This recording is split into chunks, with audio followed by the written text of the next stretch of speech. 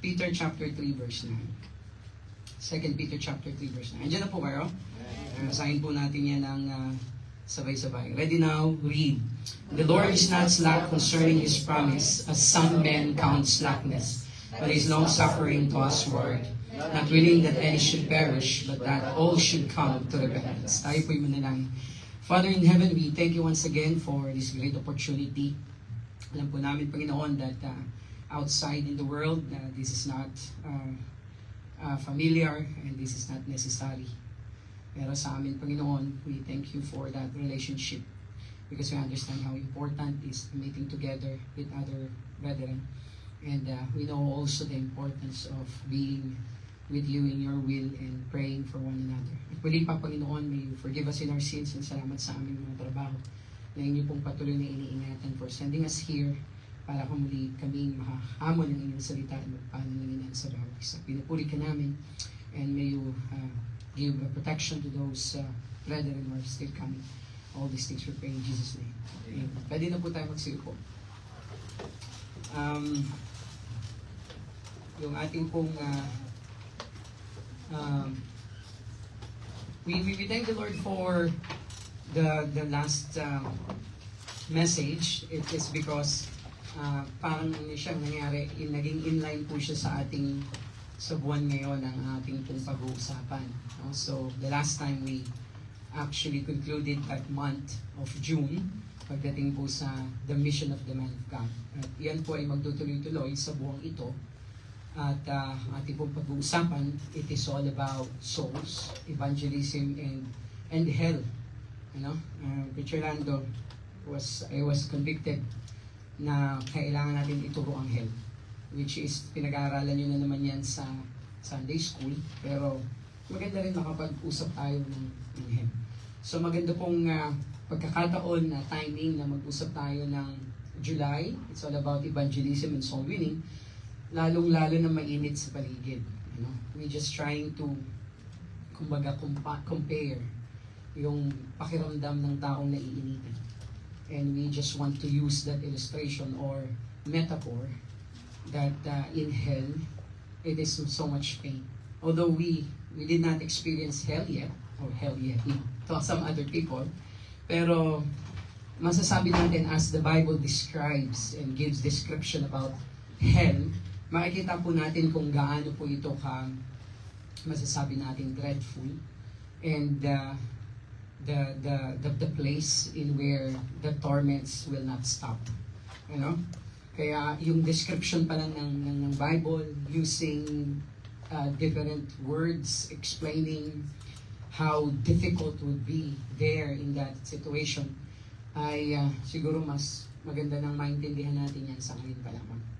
Kaya yung ating pong pag-uusapan, beginning of this month, the first prayer meeting of this month of July, it is all about the purpose of soul winning or the purpose of the gospel. Okay? Because we understand, para sa kaalaman ng mga bago or ni Sir Randy, ang gospel po, ang ibig pong sabihin niyan, it is a what? Can you help me? Please, come on. Gospel is the death, the burial, and the resurrection of the Lord Jesus Christ. Kung yung last Sunday pinag-usapan natin na yung Latin word ng mission is sent or sending. You know, wala yan sa Bible. Ang soul winning wala sa Bible, yung word per se. But actually, the message itself ay maintindihan natin napakaliwanag. So again, the gospel is the death, the burial, and the resurrection of the Lord Jesus Christ. And this is all about soul winning. We are presenting to other people the gospel. Hindi po ito pagkamatay ng kung sino mang sikat na artista. No? Hindi po ito pagkalibing na kung sino mang santo. Ito po ay Diyos na nagkatawang tao at muling nabuhay para tayo ay iligtas. That's the main purpose of that. Kaya nga, magandang paalala sa atin yung binanggit ng 2 Peter chapter 3:9. Isa-isahin nga po natin ito, no? Napakagandang i-meditate. Sabi niya dito, the Lord is not slack. Alam niyo po ba yung ibig sabihin ng slack? Alam niyo, kung nagkaroon lang to ng S, iisipin ko, pantalon to eh. Slacks. Buti na lang walang S. At ang sabi niya dyan ay slack. And then inulit niya pa sa bandang baba, concerning His promise, as some men count slackness. You know, kaya nag-come up tayo doon sa title na purpose, kasi nga, meron siyang sinasabi dito, the Lord is not slack concerning His purpose. So meron siyang purpose or promise sa atin pagdating po sa kalagayan ng tao. At ang sabi dito, comparing to the Lord is not slack. So ibig sabihin, in layman's term, pwede natin siyang kunin din sa salitang lax. No? The slack and lax. So ibig sabihin, yung pagiging negligent. Ano? Negligence. Okay? Yun ang ibig sabihin yan. So ang sabi dito, ang ating Panginoon ay hindi daw lax at hindi siya nagni-neglect pagdating sa kanyang mga pangako sa atin concerning His promise. Well, yung particular na promise na pinag-uusapan dito, forget about other promises of the Lord Jesus Christ. There are about 3,000 promises in the Bible. But here, it's only one singular promise. Ano yung promise niya dito? Okay, doon lang tayo maglaro sa verse na yan. Yung promise niyang iligtas. Yung buong sangkatauhan. Yun ang promise niya dito. Pero, the same thing, if we're going to compare the 2,999 other promises of the Lord Jesus Christ, I do believe, and you're going to agree with me, when I say, with those 2,999 promises, the Lord is still not lack with that. Or lackness, or slack with that. Ibig sabihin, kahit sa iba pa mang niyang mga promises, ni hindi nagkulang at naging lax, at naging negligent sa Tagalog, pabaya, tama? Yun no? Kapabayaan. Ni hindi nagpabaya ang Panginoon sa lahat ng kanyang mga pangako sa atin. Okay? At ang sinabi niya dito, as some men count slackness. And I thank the Lord, as I studied with this verse, hindi niya linagay, Brother Lando, Preacher Lando, na concerning His promise, as all men count slackness. I thank the Lord na meron pa rin siyang in mind na may mga tao pa rin talaga na sumusunod sa Kanya. Kasi anong sabi niya dito? As some men. Diba? Brother Pedro? Hindi niya sinabing all men, some men. So, ibig sabihin, meron pa rin talagang mga anak niya, o yung mga faithful, yung mga believers, na talaga namang very diligent and very hardworking when it comes sa kanila pong responsibility and obedience sa ating Panginoon. Sabi niya, as some men count slackness, pero majority talaga, including Christians, talagang negligent, right? Pabaya pagdating sa mission or sa gospel ng ating Panginoon. Kaya sabi niya, but is long-suffering to usward, not willing that any should perish, but all should come to repentance. So the promise itself is all about not willing that any should perish. So hindi siya nagpapabaya at hindi siya nagkukulang sa ating mga buhay, mga kapatid, para ang lahat ay maligtas. Pero, eto yan, kaya niya namang iligtas, pero bakit kailangan tayo ang siyang gumawa in behalf of Him? Okay? So tingnan natin yan. So, when we talk about the word slack or slackness, yung negligence, pagiging pabaya, alam niyo po mga kapatid, yun po yung number one na makikita natin nagiging problema ngayon ng mga Kristiyano. If I'm going to think about this great illustration, alam niyo po ba na July the 4th ngayon? 4th of July, di ba? So ano ngayon? American Dream. Diba? Independence Day. Nakalimutan mong batiin si Kuya Jet mo. May the 4th be with you. Diba? Star Wars yun eh. 4th of July ngayon. Habang nanonood ako ng balita, at siyempre, laman ng balita ng Amerika, and sumagi po yung illustration na to sa akin when it comes to negligence, or yung, alam mo yun, kapabayaan. Alam niyo po ba nung during World War II, speaking of the strength and the power of the United States of America, nagkaroon po sila ng tinatawag ng paghahanda sa preparation for the attack of this Axis powers, or yung Germany. Dahil alam naman natin na mas marami na silang nasasakop during that time. So they have to build an astounding numbers of warships. Kasi nga, kailangan nilang ma-overpower yung paglusob ng mga malalakas na mga bansa na nagsanib pwersa sa Axis. So including Austria, Poland, I think. So ito yung mga to, Russia, perhaps. Ito yung mga nagsanib pwersa upang sa ganun, magkaroon ng reality yung kanila pong pangarap sa pangunguna ni Adolf Hitler. Alam niyo pong nangyari mga kapatid, because of the power and the strength of these allied countries by the leadership of American country, sila po ay nagtagumpay sa pagpo-produce, no? They were become amazing when it comes to producing those heavy artilleries, particularly yung kanilang mga warheads sa Navy. Ibig sabihin yung mga battleships nila. At alam po natin, even during that time, kung gaano po ka-expensive ang pag-build ng battleship. It cost fairly impossible para ma-recover kung halimbawa masira man yan sa Iraq. But, unfortunately, alam naman po natin ang kasaysayan that they won, no? UK and Europe, UK including the US, they won the World War II. At ang nangyari mga kapatid, those heavy-powered battleships natengga lamang sa mga pier ng Amerika. Particularly yung Navy ang nangangalaga niyan. So, it's hard for them to dispose. In a way, na wala namang gera na. So, ano yung gagawin nila? They came up to a very good solution na ang gagawin, instead of gawin nilang or i-dismantle nila yung na-create nilang warship, gawin na lang po nilang standby when it comes to emergency. Baka magkagera uli. Kasi nga naman, mas low lang ang kanilang maintenance. And it's going to be 120 days para muling maibalik sa gera yung kanila pong mga barkong hinanda.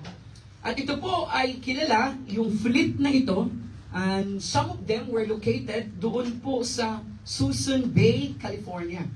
Okay? Hindi pa ako nakapunta doon, pero according to our illustration, nandun po ito sa Northeast San Francisco. At alam niyo po, dahil wala na pong gera na nangyari, hanggang ngayon, or masasabi natin naubos na yung mga reserve fleet na yan. Before, it was a reserve fleet, hanggang nangyaring mothball fleet na lang. Ano yung ibig sabihin nun? Dahil nga, sa sobrang tagal na nakadaong, hindi naman nagagamit, napabayaan. So, yung kanila pong reserve fleet o naging mothball fleet that once a mighty fleet, ito po yung respectable when it comes to this mighty fleet during the time ng World War II. Talagang kinakatakutan, kaya nga natalo yung mga mananakop. Pero ito po yung nangyari, nagkaroon ng serious despair because it was just hang on the dock, it was just parked on the dock, at wala na po at hindi na nagagamit. Those warheads, na kinalawang sila, were corroded, were neglected. And then, yung minsang tinaguriang respectable Navy in its own right, unfortunately, naging scrap metal na lang. Ang pinakasikat dyan, if you're going to research in the history, yung warship ng USS Iowa. Okay? Ito yung pinakasikat na nilagay nila sa museum. At ito po yung naging display na lamang. So, with that staggering number of 350 ships na ginawa nila during World War II, Brother Randy, alam niyo pong ilan na lang natira? 10. At sa kasalukuyan ng 2017, lahat ng mga natira na hindi nakasama sa 10, naging heavy metal scrap na lang ang nangyari. So, anong nangyari? What happened with that warheads na kinilala at kinatakutan during that time na nag-transform as a mighty ship, and then after World War II battles, nag-transform sa isang metal skeletons. Ano po yung naging reason? It is because of neglect. Pinabayaan at napabayaan na lang. Imagining you how powerful that ships were during that time. So that ships that could engage world powers in battle and win and won the war, they were powerless now because of disuse. They were broken, they were rusting. At kahit mag-gera man ulit, hindi na siya mapapakinggan. What's the reason? Neglect. Kaya mga kapatid, kung ating pong ikukumpara yung mga local churches natin, mga sa ating kasalukuyan, sa totoo lang, there are many churches nowadays are just like the situation. That's what I'm telling to you. It is all about before, they were mighty, they were soul-winning church, there were people are coming to the church because of the Lord, because people are inviting people and then coming to the church. They were once mighty in the Lord, but it is because of neglect. Okay? Wala na po. Hindi na po mapakinabangan. Iyon po ang nangyayari ngayon, mga kapatid. Why? Because of the enemy, our flesh. This is the reason why neglect comes into reality. Instead, that the Spirit will be the one to rule us, or will be the one to lead us in winning souls to the Lord, nauunahan po ng ating pangangailangan sa ating laman. Kaya nga mga kapatid, just like during the World War II, our situation now is engaged in war, spiritually. At kung tayo po ay titigil sa pamamalakayan ng kaluluwa, if we're going to stop witnessing to these people, ano pong mangyayari? It's because of that neglect, tayo po ay hindi na mapapakinabangan. And what's the use of the church? Hindi na po siya masasabing the Great Commissioner of the Lord. Kaya maintindihan natin mga kapatid na yung ating kalagayan, kung tutusin, hindi naman talaga tayo mga tamad. Tama? And I do believe some of the churches I've known, hindi naman po sila tamad pagdating sa simbahan. Bakit ko nasabi? It is because of so many different programs. Tama? Abala tayo sa Thanksgiving, abala tayo sa anniversary, abala tayo sa Mother's Day, Father's Day, Children's Day. Meron po tayong camp, merong sports fest, ang daming activities sa church. So if you're going to think about that, every Christian, Baptist Christian in the local Testament church, you are not, and we are not, and they are not lazy. Pero ang nangyayari, hindi tayo tamad, but the most important priority ay na nauuwi na lang sa neglect. Think about this. Our ministries become more about service than about reaching lost men and women with the gospel of Jesus Christ. Ganun na lang ang nangyayari. Ang mga Kristiyano, ang mga believers sa mga Baptist churches, natitenga na lang sa simbahan para mag-minister sa mga ministries. Pero nakalimutan na yung number one reason kung ba't ba tayo niligtas ng ating Panginoon. I'm not saying that this is not the part of being a Christian, serving the Lord in the ministry, but the first priority ay nauuwi na lang po sa neglect. Look at this census, mga kapatid. According po sa Barna Group, a nationwide research, ang tawag po sa Barna Group na ito, nationwide research organization, ang sabi po dito, that 3 out of 4 Christians in the United States, since na 4th of July ngayon, 74% lamang, okay, will share their faith only through lifestyle evangelism. Sorry. 74%, mas malaki yung mga Kristiyano na nauuwi sa lifestyle evangelism. Ano ibig sabihin nun? You have an idea about lifestyle evangelism? Okay? Kapag nakita kayong magsisimba, okay, as a family, nakabihis kayo, and then may magtatanong, ay saan kayo pupunta? Punta kami sa church, sama ka? That's lifestyle evangelism. Alright? So, if we are going to do this every Sunday that we're coming in the church, parang nagiging ritual and habitual na lang po siya, pero walang intentionality. Nagiging part ng buhay natin ng pananambahan, which is right, which is, tama, Lord glorifying, pero hindi po yung ating first priority.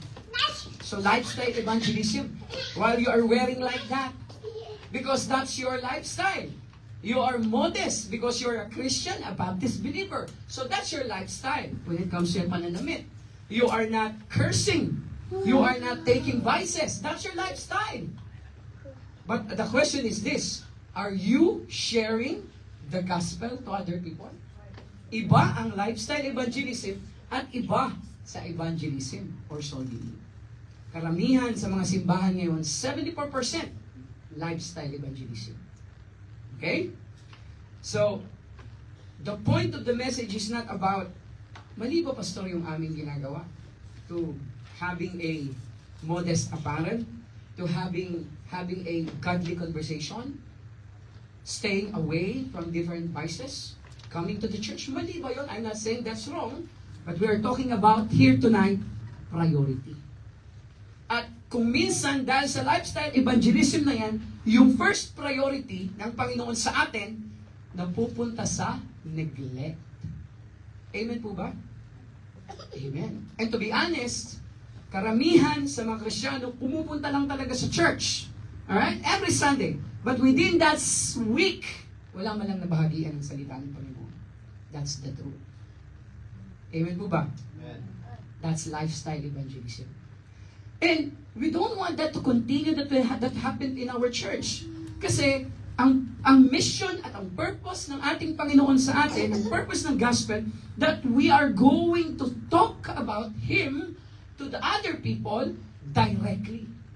Okay? Talagang personal. We are going to witness them. We are going to be intentional coming to their place. At kung meron mamapadaan sa ating landas, we are going to talk about the Lord with them. That is not lifestyle evangelism. That is our lifestyle with the Lord. Should be. That is our life should be in the Lord.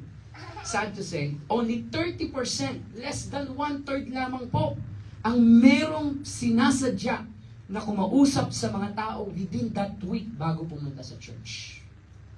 30% lang. Nakakalungkot mga kapatid. Amen? Kasi kung magpapatuloy yung pattern na yan sa ating kinalalagyan, yung census na po ito, no, 2017 pa. Eh how much more na kaya ngayon? Na naglipanan na ang gospel presentation sa social media. Pwede ka na nga daw mag-church sa social media. Paano mo pa magagawa ang one-on-one soul winning? Amen? So that's the point of this lesson mga kapatid. Lagi nating tatandaan, we are not lazy, but we are just distracted. Hindi natin minsan nakikita yung tinatawag na priority talaga ng Panginoon kung bakit siya napunta dito. That's why our job is not yet done. We should be kept on reminded about what's our job. That's why the Lord is saying He's not slack or He's not negligent concerning about His promise that He's going to save all these people. Pero kung tayo naman po ay slack at negligent sa ating mga ginagawa, ay mawawalan po ng saysay kung bakit may Baptist Church na nag-i-exist. And it is my conviction, brethren, mga minamahal, na ang salita ng Panginoon is God in action in behalf of the salvation of mankind. Naniniwala ba kayo na yung binabasa nyo ay ng salita ng Panginoon is God in action through that? Saang action? Sa kaligtasan. Ano? Yan ang dahilan. Yan ang central theme ng salita ng Panginoon. And I do believe kung sino mang Kristiyano na magbabasa ng salita ng Panginoon, hindi po pwedeng hindi makonvict na kumausap ng mga tao para sa Panginoon at mula sa Panginoon. Amen po ba? Naniniwala ako dyan. Na ang isang taong o isang Kristiyanong nagbabasa lagi ng Bible, hindi pwede siyang hindi makonvict to tell other people about the Lord. Why? Because that's the central message. Kahit buklatin mo pa o kahit basahin mo pa from Genesis to December, diba? Kahit thrice a year mo pang mabasa yan. But if you're not going to win souls, that's useless, Rika. Anong silbi niyan kung hindi natin i-apply? Amen? That's God action to mankind. Ang salita ng Panginoon mananatili na lamang salita kung wala tayong ginagawang action. At yun yung ginagagamitin tayo ng Panginoon dyan. Alam niyo kung bakit kailangan may intentionality and seriousness when it comes to the sharing of the Word of God to this mankind? It is because soul winning, number one, is the heart of Christ. Yun na lang siguro yung dapat natin isipin, ano? If you're going to sleep tonight, after hearing this 3 points message, I want you to pray about why is it that the Lord Jesus Christ is so serious about the commission? His commission, and then He commissioned us to do. Kaya sabi ko nga last Sunday, tayo naman ang gagawa, Brother Randy. Kasi tapos na niyang ginawa. Sa ating magpapatuloy. Pero sinabi niya naman, hindi lang naman ikaw yan. Hindi naman tayo magliligtas, di ba? Pero yung ginawa niyang pagpipreach during that time, ginawa niyang pag-one-on-one sa mga tao, ang kanyang itinalaga, tayo. Ang kanyang itinalaga na agency, church. Pero meron siyang pahapyaw, di ba? I'm not going to leave you nor forsake you. Huwag ka mag-alala, Chu. Sasamahan kita. Okay? Paalala ko lang sa iyo na may mas mahalaga pa sa trabaho mo. Ano yun? Ito yung pagpabahagi ng salita ko sa ibang tao. Do you enjoy your job? Parang hindi mo gusto yung trabaho niyo. Si Rika pwede siyang hindi mag-amen kasi parang hindi naman siya talaga nag-i-enjoy. Do you enjoy your job? Amen. Amen. Alam niyo po ba na yan po ay resulta lamang ng pagsunod natin sa Panginoon? Think about that. All of those blessings that you are enjoying right now, that actually the result of your obedience to the Lord. I will not leave you nor forsake you. Pero ang hiling niya lang, gawin mo to, and the rest will follow. Right? Ganun siya kaseryoso, mga kapatid. Because soul winning is the heart of Christ. Nasa puso niya ito. Ito ang daming mga accounts sa Bible kung paano talaga sinasadya at kung paano naging intentional ang Panginoon sa mga tao. One-on-one soul winning. You know? Meron siyang maramihan, meron siyang isahan, ganyan ang ating Panginoon. John chapter 4 verse 4. Pag-aralan natin yung geographical issue dito. Ang sabi niya John 4:4, and he must needs go through Samaria. No? He must needs. So makikita mo dyan sa mga phrases or sa mga words na ginamit, there is an urgency. He must, no? Must. Pag sinabi mong must, walang makakapigil, di ba? I must take a bath. Kailangan mong maligo. Di ba? Nakasalalay dyan. Di ba? Ang buhay ng mga katabi mo. I must drink water. Kung hindi, matithirst ka, mauuhaw ka, mag-dehydrate ka. Importante yung salitang must. It talks about urgency. Pero the Bible says, and he must needs go to Samaria. Alam niyo po ba mga kapatid, meron pong dalawang highway going to Judea papunta sa northern territory ng Galilee. Merong shorter at merong mas mahaba. Yung mga devout Jews, yung mga talagang, Hudyo kami, parang mga Emirati, mga naka-abaya, mga naka-kondura, di ba? Doon mo sila ma-identify. Meron yan silang daanan. Okay? Which is hindi mo naman maiiwasan yan sa kultura natin. No? Kumbaga, kung papipiliin ka, dadaan ka sa iskinita ng Tondo o sa iskinita ng Ayala Alabang, doon ako sa T.S. Cruz. Napakaganda doon. Di ba? Mas pipiliin natin yung Ayala Alabang, no? Acacia Road. Napakagandang lugar dyan. Kaya, gano'n ang mga Hudyo. They want to avoid the route through Samaria kasi marami talagang mga tolonggis no? Bukod sa kanilang mga racial issues, may mga hindi gumagawa ng mabuti. Yan ang history talaga. Pero makikita natin dyan na mas yung longer route, which is yung gusto ng mga Hudyo, kumpara sa Samaria na shortcut na sana. Pero hindi sila dumadaan. Pero ang sabi ng Bible, because of that geographical restriction na inimpose ng Jewish culture, pero ang sabi ng Bible, Jesus must pass that way. Bakit, Brother Randy? Kasi may isang nag-iisang babae doon na nag-iintay. O hindi nag-iintay, na kailangan yung isolve. Ano? Yun ang dahilan, Brother Randy. Why is it that the heart of Christ was so important when it comes to soul winning? Kasi may issue ng cultural differences. May issue ng panganib. May issue ng layo. Tama? Pero kailangan niyang pumunta. Bakit? Kasi importante sa kanya ang kaluluwa. Ganun ka-importante yung Panginoon. Okay? So yung 100 na tao or 100 na tupa sa isang tupa, parehas lang yun. Bakit? Willing siyang iwan yung 99. Diba? Yung shepherd, kailangan niyang hanapin. Ano yung prinsipyo? Parehas lang. Amen? Kung si Stephen nag-preach, walang nasave, ikinamatay niya pa. Ikumpara kay Pedro na nag-preach, 3,000 souls got saved. Ang prinsipyo, parehas lang na nag-soul winning. Hindi yung issue yung gano'ng karami na save. Hindi yun ang issue doon. Ang issue, parehas na mensahe, the Lord Jesus Christ, parehas. Parehong message, parehas silang nag-preach. So meaning, it doesn't matter kung merong tumanggap sa Panginoon. Or it doesn't matter kung i-reject ka. Ang mahalaga sa Panginoon, ginawa mo ba yung pagbabahagi ng kanyang salita? Because the heart of Christ is soul winning. Mga kapatid, punong-puno ng Panginoon, ang puso ng Panginoon pagdating sa mga taong kanyang inibig. Kahit siya ay itinakwil at hindi tinanggap, pero inibig niya ng lubusan. The route through Samaria was so necessary. Why? Because there was a needy woman. Imagine mo yun. Mahalaga tayo sa ating Panginoon. The Lord's heart was so filled with love for the lost. He went the route other Jews would not dare. Ano po?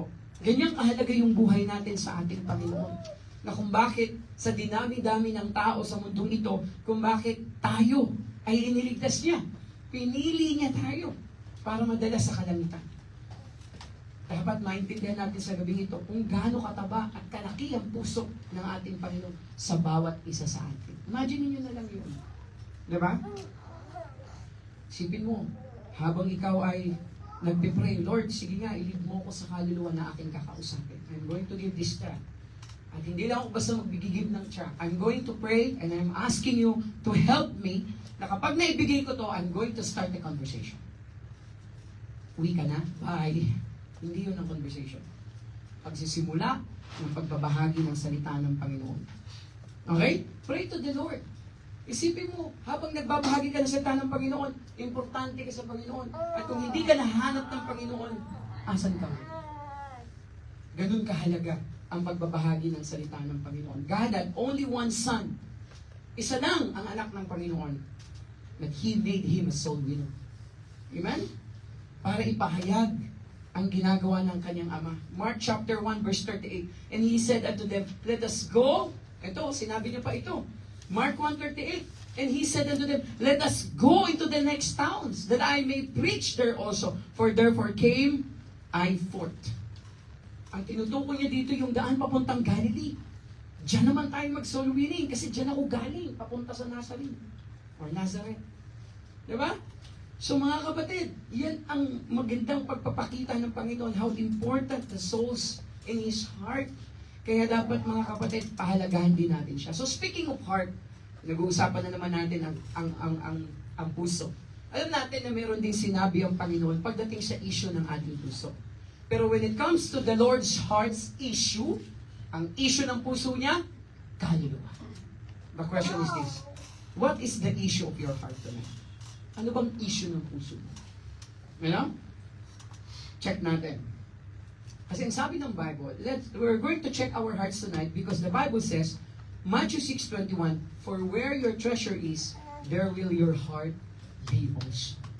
So kung ang ating Panginoon, ang nasa puso niya ay kaluluwa, treasure niya ang kaluluwa. Amen? Kaya hinahanap niya to. Ang tanong, ano yung treasure ng puso mo ngayon? I hope and pray, kung ikaw man ay umuibig ngayon sa opposite sex, kung ikaw ay dalaga at binata, wala naman tayong issue dyan. Kung yan ay gagawin mo sa kalooban ng Panginoon. Amen? So, normal, sa isang taong umiibig, hahanapin niya yung puso niya at yung treasure niya at magbibigay siya ng panahon sa taong nililigawan at iniibig niya. Pero sana mauna dyan yung pag-ibig mo sa mga kaluluwa. Pastor, yung nililigawan ko, kaluluwa din yun. Hindi ang kaluluwa ang ating pinag-uusapan. Diba? Kaluluwa ng ibang tao. Amen po ba? Kasi ang priority ng Panginoon. No, hindi natin sinasabi na yung ibang mga nais ng puso mo ay wag mo nang gawin. Kung yan naman ay tama at kalooban ng Panginoon, fulfill it by the grace of God. Pero ang ating iniintindihan dito, yung priority ng ating puso. Diba? For where your treasure is. Kaya nga, Brother Randy, masasabi natin, in layman's term, makikita natin sa mga Kristiyano ano talaga yung pinapahalaga niya. Sinabi na ng Bible. Diba? Si Brother Jim, hindi siya nagsosoul winning. Merong pinapahalaga ng kanyang puso kung hindi siya nagsosoul winning. Kung hindi kaluluwa, yung ano yun. Diba? Halimbawa lang to. Si Sir Jim, yung kotse niya, grabe. Di ba? Yung black dati naging zebra color na. Tapos yung orange dati gulong naging pink na. Tapos kinalingguhan, iba na naman ang kulay. For where your treasure is, there your heart feels. Yung puso ni Sir Jim o yung kanyang treasure, nandun sa kanyang sasakyan. Halimbawa lang ha, pero yan ang application niya. Saan umuubos yung oras, ng panahon, even finances, ang iyong buhay? Ayun ang treasure mo, andun ang puso mo. Yun ang sabi ng Bible. Okay? Kung wala sa kaluluwa yan,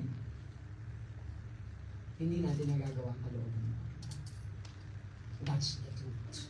Pastor, yung puso ko namang mag-serve eh. Paano ka nagsiserve sa Panginoon? Sa ministry. Tama yan. E paano sa mga unbelievers? Nagsiserve ka ba sa kanila? Kung hindi mo ginagawa yan, your life is in balance into the Lord. Amen po ba? And you're not being obedient. No? Kasi madali namang, totoo lang, madali namang mag-serve sa church. Andiyan na yan eh. Andiyan na yung tao eh. Kaya nga, ang sabi ng Bible, go ye therefore. Lumabas ka. And then, dali mo sa church. I-prioritize mo yung nasa labas. Bago yung sa loob. Amen po ba? Yan. Yan talaga yan. The heart of Christ. Madaling pumurma sa church. Madaling maging pogi sa church. Madaling maging mabait sa church. Madaling maging faithful sa church. Ang usapan dito, sino ka pag nasa labas ka na?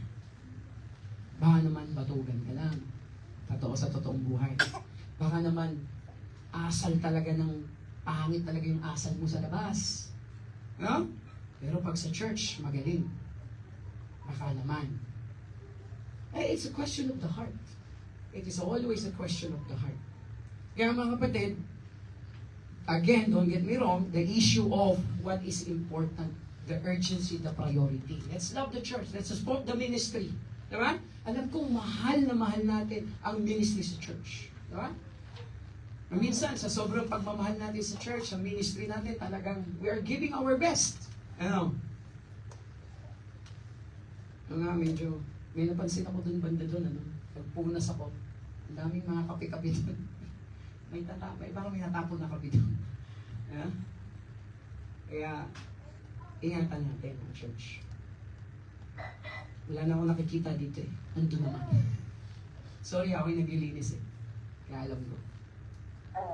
Alright? Pastor, hindi ko mapigilan yung kape.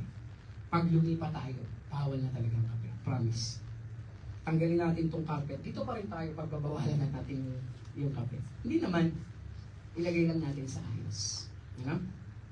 Kasi baka mapahamak yung iba nating mga equipment. Ano yan eh, sa Panginoon yan, baka masira. Okay po? So, yun po yung gusto nating maintindihan dyan. Amen po ba? Ay, parang nawala na kayo sa lesson, napunta na kayo sa kape. Diba? So, the heart of Christ. Amen? That's the purpose of the gospel. Pangalawa mga kapatid, mabilis lang tayo, soul winning, the purpose of the gospel because soul winning is the heart of Christ. Number 2, soul winning is the hope of the condemned. Ano po yung condemned sa Tagalog? Kasya. Isinumpa ba? Or hinatulan? Parang ganun. Curse kasi sinumpa. Parang hinatulan na siguro, sabihin na natin. Alam niyo po ba kung gaano kahalaga? Kinundena. Alam niyo po ba kung gaano kahalaga? Or ginudge, sabihin na natin ganun. Alam niyo po bang gaano kahalaga ang kaluluwa? It is not only, alright, ang purpose ng gospel, dahil ang ating Panginoon, gaya ng kanyang puso. At pangalawa, ito rin po yung hope of the condemned. At pag pinag-usapan natin yung condemned sa Bible, wala nang iba kundi mga unbelievers. Ano? Are you not thankful na hindi ka na-categorize as condemned? No? Thankful ako kasi hindi na-categorize yung aking kaluluwa sa condemned. At hindi na po tayo kasama dito. Pero alam niyo ba mga kapatid, why is it that hindi talaga maaalis ito sa every sermon natin?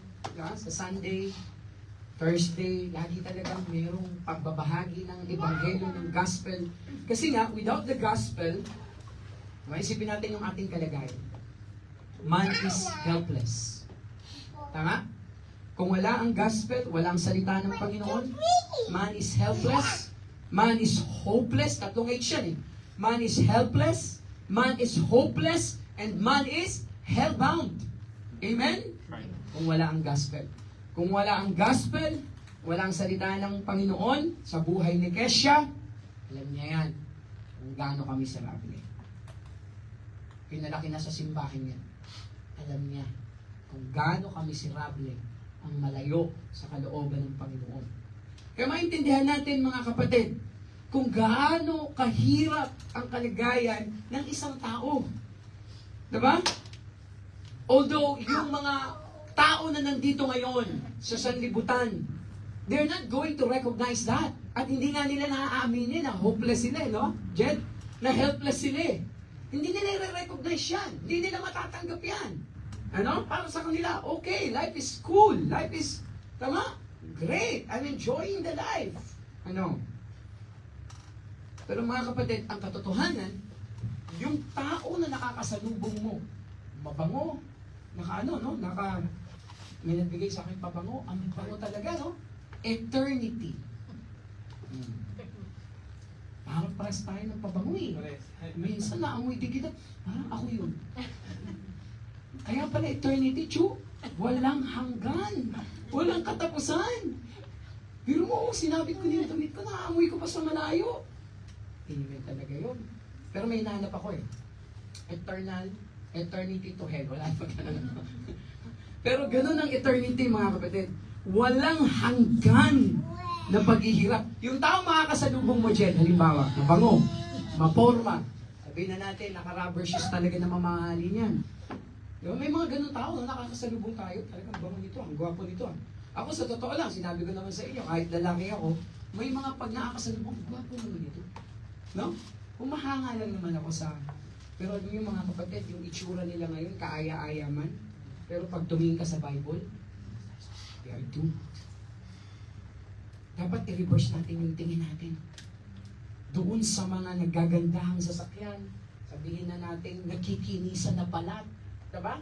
Na tinitingala ng maraming tao, ibalik rin natin yung kanilang angangatan at yung vision sa kanila. Napapahamak sila sa impyerno, lumalangoy sila sa dagat-dagatang apoy, at humihiyaw sila sa sakit. Para kausapin natin sila. Kasi minsan ganun din tayo. Amen? Yan ang kalagayan nila. Kahit lumalakad man sila sa yaman, mga kapatid. But if you're going to Luke 16:27 to 28, they recognize the pain, the urgency of the hour.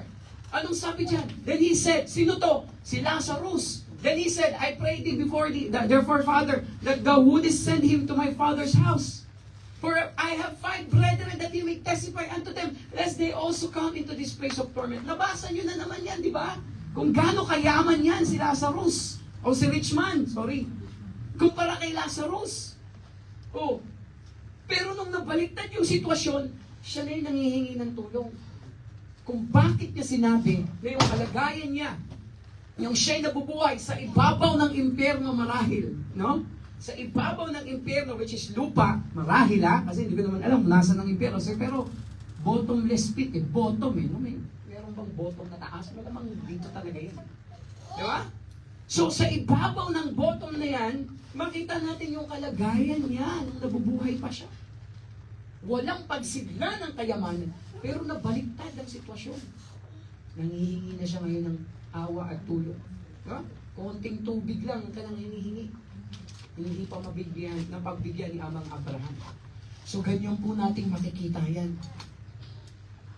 Ewan ko kung naikwento ko na to sa inyo, mga kapatid, as we continue. Meron pong isang agnostic, agnostic professor. Ibig sabihin, hindi siya naniniwala sa Diyos. Meron man siyang ibang pinaniniwalaan. Siya po ay nag-visit sa Fiji Island. Alam niyo po yung Fiji Island, if you were to look at the history, ngayon okay na siya. Pero before, may cannibalism dyan. Okay? At itong professor na to, nakita niya yung elderly chief ng mga cannibals. Okay? At sinabi niya, alam mo, ikaw magaling kang leader pero nakakaawa. Nakakaawa ang iyong kalagayan. Sayang. Alright? Kasi sinasayang mo ang panahon mo dito sa mga Christian missionaries na to, na pumunta dito sa island. Marami nang hindi naniniwala sa kanila. No one believes them, or no one believes them anymore. No one believes the Bible anymore. Because sinasayang ang oras mo sa kanila. Ang mga tao pagod na sa mga storya patungkol sa Panginoon, kay Jesus Christ. Diba? Hindi totoo yan na namatay siya sa lahat ng mga makasalanan. Ang mga tao ngayon matatalino na. Hindi na pinag-uusapan ng Diyos. Tama? Kumbaga, sorry, pero nalinlang ka ng mga missionary na yan, daw. Diba? Ano yung sagot sa kanya ng old chief ng cannibals? Ang kalibad ng cannibals. Ano sabi niya doon? Alam mo, Nakita mo yung malaking bato na yan? Sabi niya doon sa agnostics. Bago yung missionaries na pumunta dito, diyan namin hinahampas yung mga ulo ng mga pumupunta sa island namin. At pagkatapos namin ihampas, yung malaking kawa, niluluto namin dyan. At pagkatapos, kinakain namin. Kung wala yung mga missionaries, ikaw na yung susunod dyan. Amen? Yan ang nagagawa ng salita ng Panginoon. Totoo yan. Marami ng mga tribal communities ang naabot ng salita ng Panginoon. Kasi fulfillment ng prophecy yan eh. Okay? Na hindi makakarinig o hindi darating muli yung Panginoon kung hindi makakarinig itong mga to. Minsan tinanong yan ni Brother Nimrod eh. Alam mo sinong tinanong niya? Si Dr. Jack Baskins. Matindi talaga to si Brother Nim eh. Pero totoo naman. Ang maganda naman yung tanong niya. O anong sagot ni Dr. Jack Baskins? Brother Nim, anong sagot? Only the Lord knows. But the Lord uses different things. Tama, Brother Nim? Amen. He is sending missionaries, radio program, lahat. Kasi sabi ng Bible, so that all the people may know about the Lord Jesus Christ. Kaya, mga kapatid, ganyan kahalaga yan. Alam niyo po, si Apostle Paul, simple lang naman eh. Nais niya lang, kung gaano siya natutuwa sa Ebanghelyo ng ating Panginoon, yung wonder ba ng salita ng Panginoon. Sabi ni Paul, kung babasahin mo yung Romans 10:13-15, you don't have time to do that. Pero makikita natin doon, sinabi niya yung simplicity ng gospel. Sabi niya, whosoever shall call upon the name of the Lord shall be saved. It's so simple. Tama? Ano yung sufficiency ng gospel? Ibig sabihin ng sufficiency ng gospel, mapapatuloy, magiging consistent na hindi siya buubusan ng supply. Kasi yung mga preacher, yung mga soul winner, yun yung sinusugo ng Panginoon. Sabi niya sa verse 15, and how shall they preach except they be sent? As it is written, how beautiful are the feet of them that preach the gospel of peace and bring glad tidings of good things. The sufficiency of the gospel. Magpapatuloy yan. Pero mayroong worry si Paul. Diba? Ano yung worry niya? Kasi mayroong pong ignorance sa nakakarami. Nakakalungkot. May mga Kristiyano, ang galing manamit sa church. Talagang branded. May mga color combination pa yan. Alam mo, sa totoo lang, sa church lang ako natuto ng mga color combination. Dati hindi ko alam yan eh. Yung tamang blending ng preacher ng tie, hindi ko alam dati yan. Dapat pala yung pantalon mo nagbi-blend sa tie. Hindi yung shirt daw. So dapat mas darker, kung lighter, darker. Kung darker, lighter. Ganun daw yun. Oh. Nakapag-asawa pa ako ng pasyonista. Mas lalong gumaling. Mas lalong maganda yung aking forma ngayon. Maraming mga Kristiyano magaling pumorma sa church. Pero sa soul winning, ignorante. Totoo. Magaling magpakanta, magaling mag-lead, pero hindi nagsosoul winning. Nakakahiya yun sa Panginoon. Amen? Puro forma lang eh. No? Ang daming ignorante ng mga Kristiyano na hindi nagpapagamit sa Panginoon. And indifference of so many. Kaya nga, ang great question dito, hindi yung, masisave ba yung mga hated? Masisave ba yung mga condemned? Masisave ba yung mga unbelievers? Hindi yun ang tanong eh. Kasi ikaw nga nasave eh. Amen? So, hindi mo dapat itanong yun. Problema na ng Panginoon yun. Teacher Hannah, kung masisave sila. Ang part natin, sabihin natin sa kanila. Yun. Okay? And then last, the purpose of the gospel. Why is it so important? Because this is the heart of Christ. Because this is the number 2, the hope of the condemned. And then thirdly, soul winning is important. The purpose, it is because this is the health of the church. Mga kapatid, Mark 16:15. Ano sabi yan? And he said unto them, go ye into all the world and preach the gospel to every creature. Ano po yung last command ng ating Panginoon? Yung last command na lumabas sa kanyang bibig. Yan. Pero alam nyo, hindi lang yung basta sa bibig ng Panginoon eh. That last command of His lips must have been one of the dearest desires of His heart. Ha?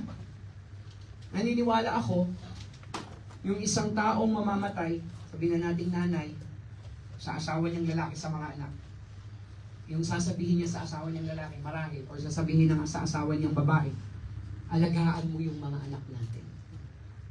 Naniniwala ako that's the greatest desire of that one man dying. No? Importante yung mga last na sasabihin ng mga taong naghihingalo. At kung ano man yung lumabas sa bibig niya, yun yung desire ng kanyang puso. Ganon din ang ating Panginoon, mga kapatid. Kasi yung salvation ng ating Panginoon has been provided for all men. Therefore, it must be proclaimed to all men. Amen? Kung ang salvation, pinrovide ng Panginoon sa lahat ng mga tao, therefore, it must be proclaimed to all men. Paanong malalaman nila na sila pwedeng maligtas kung walang magpo-proclaim? Paano nila malalaman that the salvation has been provided if we are not going to proclaim and they're not going to hear us? Yan ang kahalagahan niyan. Alam niyo po ba, mga kapatid, ang mga simbahan na nagpo-fulfill ng kanilang evangelism or missionary obligation, tayo yung mga simbahan na yan ang nagja-justify ng existence ng ating simbahan.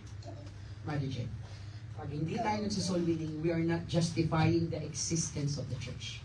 Mas mabuti na lang magsara na lang tayo. Kahit marami pa tayo, kung puro programa na lang, at puro fellowship na lang, at puro sports na lang. Kaya pa ulit-ulit ko, di ba? Nung kasagsagan ng sports fest, palapit, bago pa yung sports fest, nagpa-basketball na tayo, di ba? Ano yung parinig ko lagi? Mas importante ito sa basketball. Kasi normal sa mga kabataan na pumupunta sa mga proyekto at programa ng simbahan dahil sa mga sports. Pero mas maintindihan nila dapat, mas priority nito ang simbahan at pangangaral ng salita ng Panginoon bago pa yan. And I thank the Lord na ginamit yung isang programa ng ministry ng church sa sports na makilala yung ibang mga kapatiran, di ba? Na sila ay maging active sa ministry. And I'm still praying na yung iba makabalik ng tuluyan sa church. Amen po ba? Dahil sa sports ministry. Tama? Hindi na natin nagiging issue na yung pagdalo nila sa simbahan. Dahil parang mahirap sa kanila yan. At sabihin na natin, struggle talaga.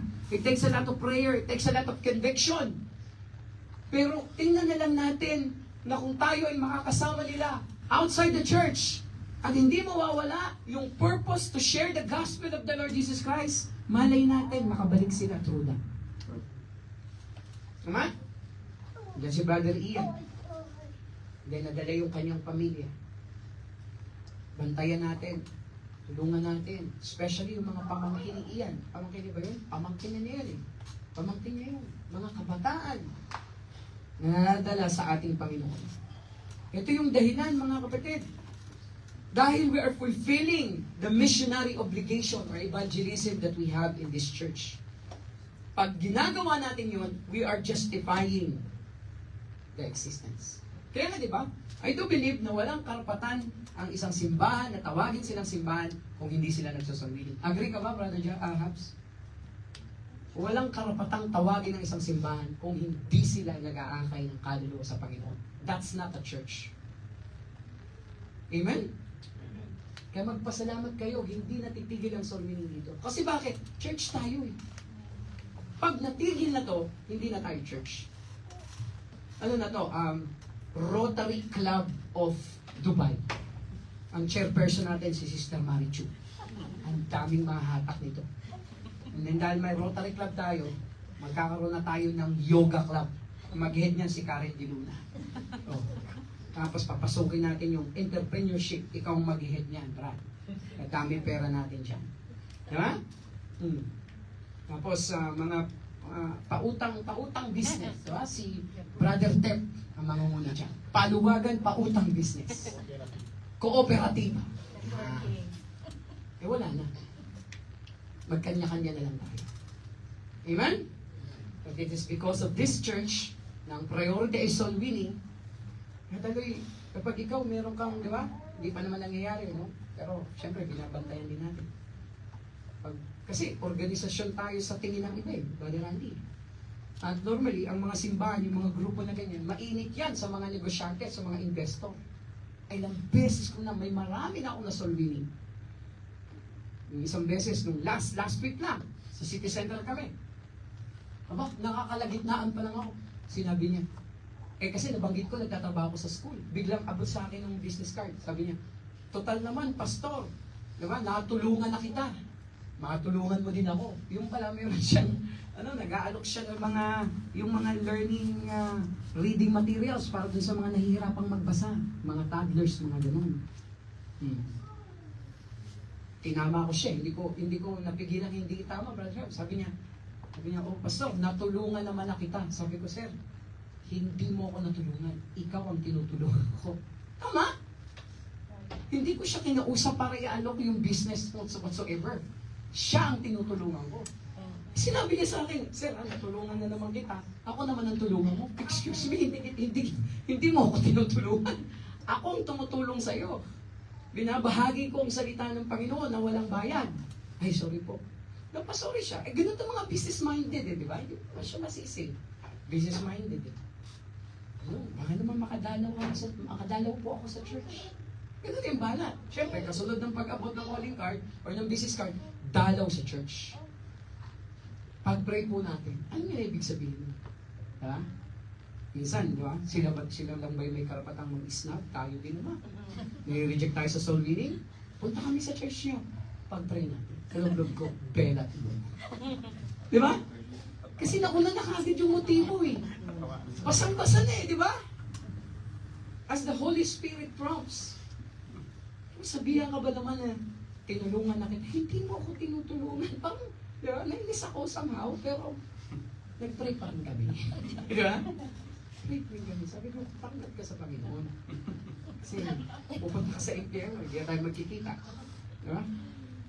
Mga kapatid, yun po yung nais nating maintindihan dyan. Ano po yung remedy sa mga may sakit na simbahan? Health natin pinag-usapan, di ba? Anong remedy pag may mga sakit tayo? Alam niyo naman, di ba? Nakakatuwa. Minsan, YouTube, blessing yan, ha? Marami na tayong natutulungan dyan. Tutulungan yan sa atin. Ay pagdating sa remedy sa ating kalusugan. The best remedy of a sick church, is to put in a soul-winning diet. Alam niyo po ba na gamot ang soul winning? Alam niyo po?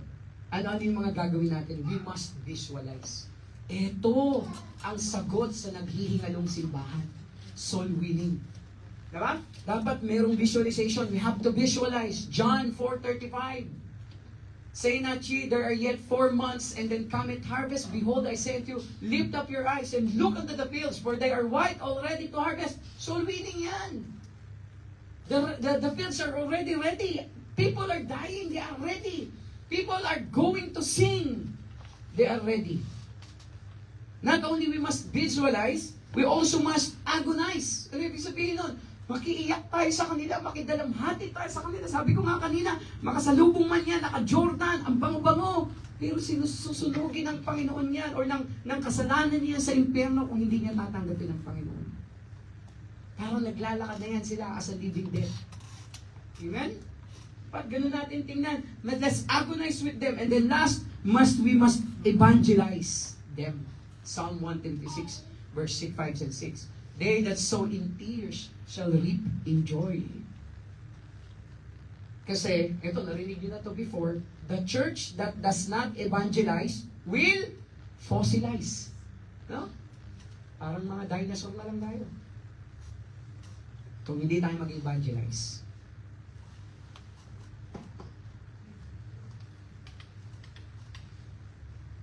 Ito lang simple lang naman as we end. Kung ang kalooban ng Panginoon, di ba? Will, kalooban. Gusto. Kung ang gusto ng Panginoon ay evangelize natin ang salibutan, at tayo ay mag-reject at mag-refuse dyan as a soul winner, saan na nangyayari? Ino-oppose natin ang kalooban ng Panginoon. Diba? Parang gusto ng Panginoon, Brother Randy, papunta tayo dito, soul winning tayo. Pero dahil ino-oppose natin yan, saan tayo pupunta pa ganito? And we know that. The principle about opposing, being disobedient to the Lord, alam natin ang kahantungan niya sa ating buhay. And if we are going to obey the Lord, alam din natin ang blessing ng Panginoon sa atin. Ano po?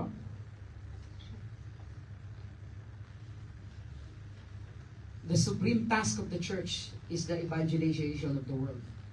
Kasi when God loved, He loved the world. When the Father gave His Son, He gave His Son for the world. When the Son died, He died for the world. God's vision is the world. Amen? Hindi namatay ang Panginoon para sa atin lang. Sa'yo. Namatay siya sa lahat. So nais ng Panginoon, maging kabahagi tayo niyan. So if the business of the church is not about God's business, so the church has no business being in business. Wala talaga. Kung hindi natin ito ginagawa. Alam niyo po, yung bridge, Amerika na naman tayo, di ba? Fort, yan. May the port be with you daw, sabi ni Gam.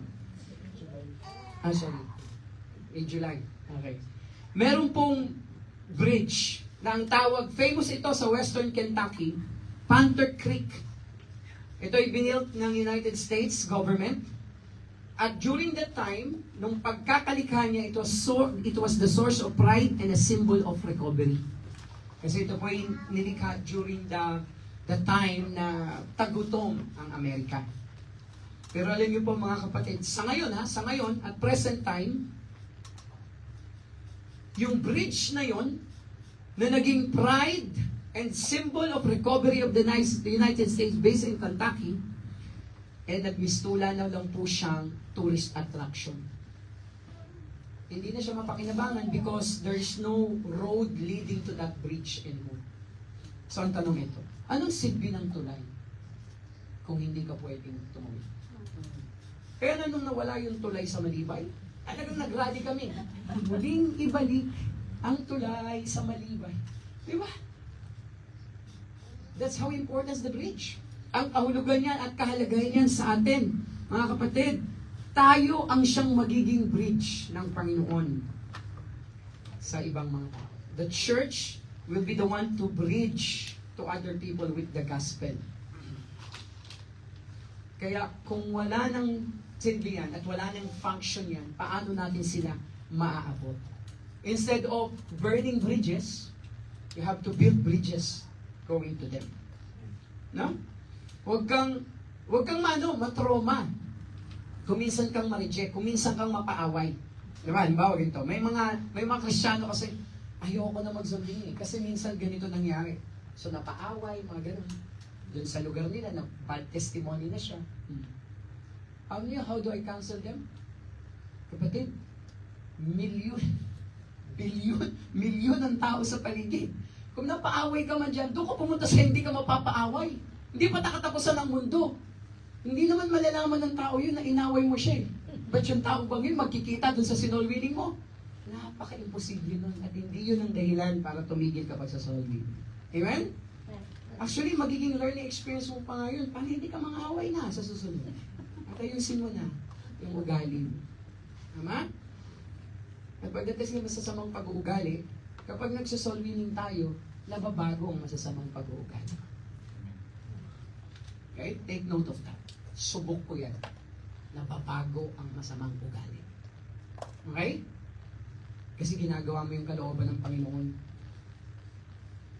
Kaya makita natin dyan, mga kapatid, as the part of our conclusion is this, Christ alone can save the world. Ito sabi ko Christ alone can save the world. But Christ cannot save the world alone. Amen? Kaya niya namang iligtas lahat, pero mas sinadya niya na hindi dahil gusto niya makasama tayo yung magbabahagi. Are you part of the problem? Or are you being part of the solution? Are you willing to get the gospel to some area of the world? We are supporting the missionaries, fine. But how about these areas? How about the areas that you're living? Kamusta naman? Alam niyo mga kapatid, yung Coca-Cola, last illustration, kung bakit napakasikat niyan? Alam niyo ba, isang beses, ewan ko napanood niyo yung, minsan kay kay Nas Daily. Grabe yung Coca-Cola sa Mexico Somewhere in Mexico yun na parang juice na nila yung Coca-Cola. Di ba? Hindi na sila halos uminom ng tubig. Puro Coke na lang, puro Coke. Yung pala naman, yung naging mayor nila, Distributor ng Coca-Cola. Businessman. Ang galing, di ba? Pero bakit sikat ang Coca-Cola? Kasi, ewan ko kung ito pa rin yung motto nila ngayon, pero minsan naging motto nila yung think globally, but act locally.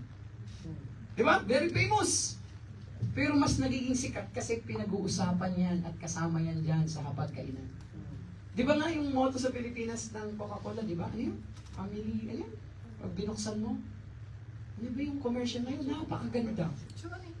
Kasi, atso na yun.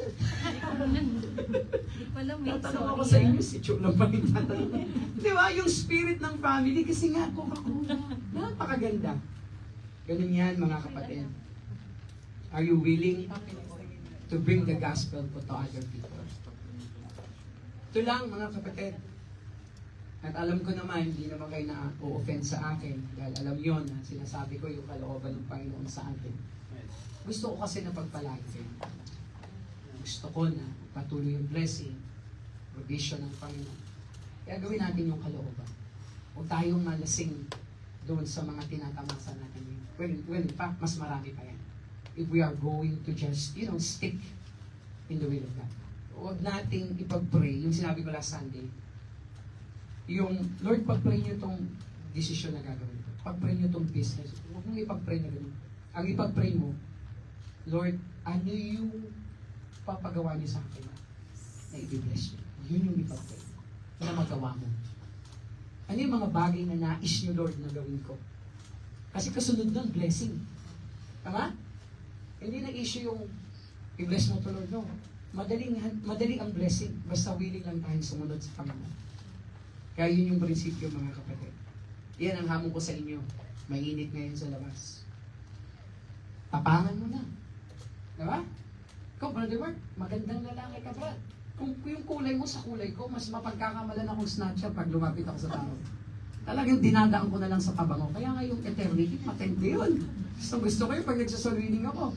So I see to it, nakataking din ako. Siyempre, yun part, di ba? Sa solwining na training natin sa'yo. Dapat presentable ka because you're presenting Christ, you're presenting the church. Dapat presentable ka. So maitim na ako. So kailangan magbihis ako. Inayos. Tapangan mo na. Guwapo ka, maganda ka naman, magaling ka magsalita, magaling ka naman. Solwining. Kasi lahat binigay na sa halsay ng Panginoon. Diba? Solwining. Kailangan natin ito. Ako gusto ko pang makakilala ng mga taong idadagdag ang Panginoon na gaya ni Sir Jim. No? Siyempre, meron pa rin papakilala sa akin ng Panginoon. Gaya ni Brother Pedro. Simple lang pero generous. Diba, Brad? Parang tulog ka na. O nagbibigit-pigitan ka na. Okay? Kaya mga kapatid, maraming salamat sa inyo. At kung kayo, napipika na sa kakaulit-ulit ko na you have to soul winning, go soul winning, pero ito talaga to. At hindi natin ito titigil hanggat hindi pa dumarating ang Panginoon. No? At dito rin po yung prayer ko na alay natin, meron talagang hipuin ng Panginoon na pagsimula na maging missionary. And alam niyo naman, hindi naman yan sikreto sa inyo na one of my prayers bago man ako mag-for good sa Pilipinas, hindi lang yung basta may magpatuloy ng gawain dito, kundi may magsimula somewhere else. No? Yung mga dinadagdag, by the way, pagpapaalam ko na, magdadagdag na naman tayo ng dalawa na naman, na isang local na naman. Local, kasi yung local madali. Lalong-lalo na hindi naman, Richard, Brother Mark, hindi naman tie up sa ABCs. Sila yung mga, wala namang grupo no? Pero dahil yung mga ginagawa nila sa Panginoon, same doctrine din naman, itutuloy-tuloy na natin. So I'm talking with Pastor Danilo, si Pastor Danilo Fidelis. Nagpadala na tayo ng ating nalikom na anniversary gift na gusto ko sabihin sa inyo to as a church. Meron tayong nakolekta doon na binigay sa akin ni Sister Karen, 1,165. Okay? Yan po yung binigay natin totally. Hindi, 2,165. Okay? Tapos yung 1,165, pinadala natin sa kanya. Kasi yung 1,000 doon, yun naman yung ginamit natin sa yung mga bagay-bagay. Kasi magpa-part 2 pa yan. Right? Hanggang ngayon, di ba niya natatanggap yung balik pa yan eh. Sobrang layo siguro ng Mindoro. Hindi ko lang baka nakain na ng pating, hindi ko alam. Pero ang tagal. Pero yung pera, saglit lang. So natanggap niya na sa GCash, yung 1,165, umabot siya ng almost 20,000 pesos. At saktong-sakto, kasi sabi niya, Pastor, sakto dahil may pangangailangan, mag-o-opening na ng klase. At para sa mga estudyante ng mga tribal kids doon sa Mindoro. At mahaba yung kanyang message at ipapalagay ko yun kay Sister Freya sa newsletter. So magkatabi kami ng article ni Pastor Danilo doon. At sabi ko nga, Lord, idadagdag na namin ito sa ating mga local na sinusuporta. Kasi wala naman sa ABCs. Pero madaling magpadala through GCash. So it's been my prayer in this church na hindi lang tayo magsusuporta. And as we move on sa nalalapit nating second year World Missions Conference this coming November, sinabi ko na kay Sister Karen to, mas dodoblehin na natin yung mission.